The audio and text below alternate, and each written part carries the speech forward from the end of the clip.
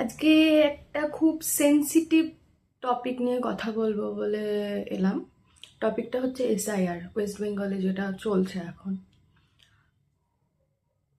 এটা ঠিক ভুল খারাপ বলতে পারবো না, অতটা অভিজ্ঞ এখনো পর্যন্ত হয়নি, কিন্তু আমার ইনার মিনিংয়ে কোথাও গিয়ে মনে হয়েছিল এটা হওয়ার দরকার ছিল।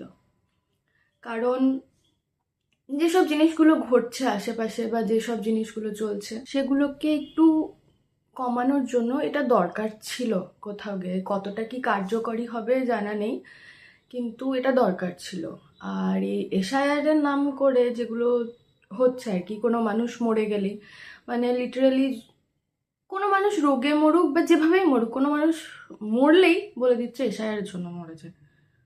মানে আজকে যদি আমার কিছু হয়ে যায়, টিভি নিউজে দেখানো হবে এসআইআর এর ভয়ে ঐন্দ্রিলা চন্দ্র মারা গেছে। এখন ব্যাপারটা এরকমই হয়ে দাঁড়িয়েছে।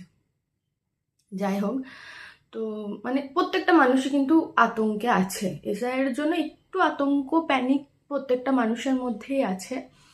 মানে এই দুদিন আগে, পরশু দিনই ভোটার লিস্টের তালিকা আমার ওই বাড়িতে এসেছিল।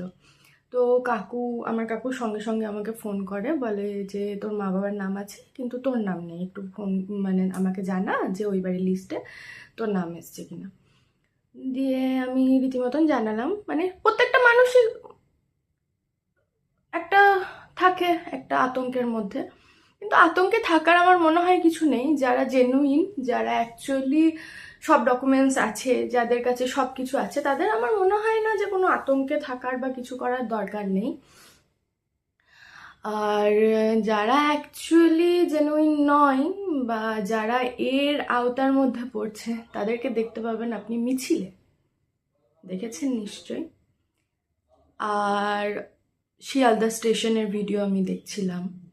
তো আতঙ্কটা যাদের মধ্যে থাকার কথা, তারা নিজের রাস্তা দিয়ে নিজের দেশে ফিরে যাচ্ছে।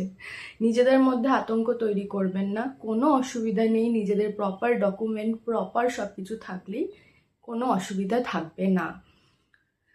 আর একটা মানে অবাক না, মানে একটা জিনিস দেখে যেটা খারাপ লাগছে প্রচণ্ড, কলকাতার মতন একটা প্রপার, মানে আমাদের যেটা রাজধানী, ওয়েস্ট বেঙ্গলের রাজধানী, ক্যাপিটাল সিটি, সেখানের নিউ টাউনের মতন জায়গাতে একটা বস্তি তৈরি হয়েছে। মাসুদ না মুসিদ এরকম সামথিং কিছু একটা নাম ছিল, কিন্তু কারুর নজরে সেটা আসেনি, কেউ দেখতে পায়নি সেটা।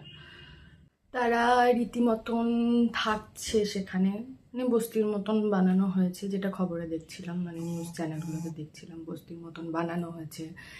সেখানে তারা খাচ্ছে, থাকছে, সব কিছু হচ্ছে। আবার আরেকটা নিউজে দেখছিলাম, কোন একটা জায়গা আমার ঠিক মনে পড়ছে না, সেখানে নাকি তারা টাকা দিয়ে আধার কার্ড, ভোটার কার্ড সব বানিয়েছে।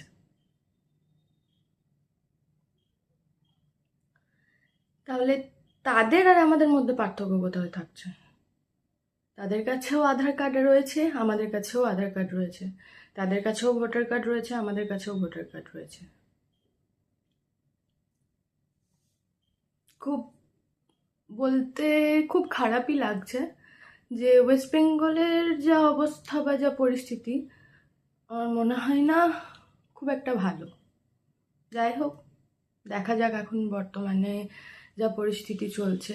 শুধু অন্যান্য জায়গায় নিউজে দেখবেন না, আপনি একটু আশেপাশে আপনার চারিদিকে, মানে আপনার নিজের চারিদিকে একটু তাকিয়ে দেখুন, পেয়ে যাবেন এরকম লোকজন প্রচুর আছে যারা কাঁটাতারের ওপার থেকে এসেছে, থাকছে, রীতিমতন তাদের জীবিকা নির্বাহ করছে ইলিগালি। লিগালি তো অনেকজনাই আসে, এখানে থাকেন, ভিসাতে থাকেন।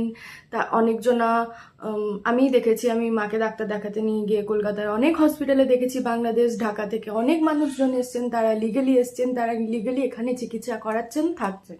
তো তাদেরকে নিয়ে কোনো সমস্যা নেই। আপনারা আসুন, আমাদের ভারতবর্ষে চিকিৎসা ব্যবস্থা প্রচুর ভালো, আপনারা আসুন, এখানে দেখান, সব কিছু করুন।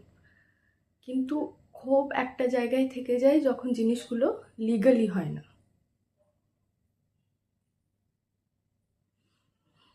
যাই হোক, ভয় পাবেন না। সব কিছু ডকুমেন্টস যদি আপনার কাছে থেকে থাকে, প্রচুর ডকুমেন্টস চাওয়া হয়েছে, তার মধ্যে যে কোনো একটা, 12টা না 14টা সামথিং, আমার ঠিক ক্লিয়ার আইডিয়া নেই, তার মধ্যে যে কোনো একটা ডকুমেন্টস আপনার কাছে থাকলেই হবে। আর 2002 সালে আপনার ফ্যামিলি, বাবা মায়ের বা 14 গোষ্ঠীর কারোর এরকম কিছু একটা থাকলেই হবে। তো ভয় পাওয়ার কোনো কারণ নেই, আতঙ্কে থাকবেন না, এসআইআর নিয়ে কোনো রকম ভয় পাবেন না। ভয় ওই কাঁটাতারের ওপার থেকে আসা লোকেরা পাবে, আপনি, আমি, আমরা নয়।